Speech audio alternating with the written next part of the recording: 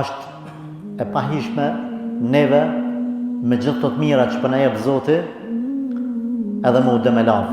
Para mendoje, kretë për juve keni ka një profesion. Kur vjen sezona se cilët për profesioneve t'juja, pashallah ka njerëz të cilët rrinë në pazar të shit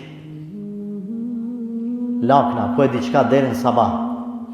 Është e pahishme një biznismen që të funim ram halal e ka atë punë, por ja di ma shumë vlerën biznesit vetë edhe sezonës vetë se besimtari sezonës vetë.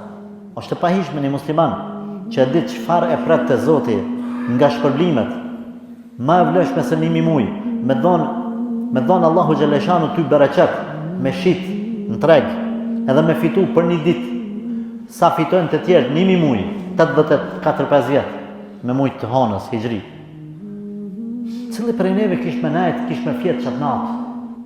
Cili prej neve? Me fitu sa 80 sa vjet.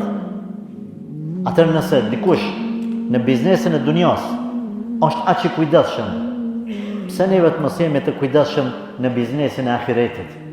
Biznesin që Allahu Gjeleshanu të ka dhënë të ka të qitë përpara në sofër, merre bujron. Pastaj muslimani si që thot Ibn Qayyim, çuditë më një besimtar i cili e lyp xhenetin edhe flan. Edhe çuditë më një besimtar që ruhet pi xhehenamit edhe ka vakt me fjet. Është e turpshme. A bedan xhenetin, çu shki vakt me fjet? A din që xheneti nuk është i lirë?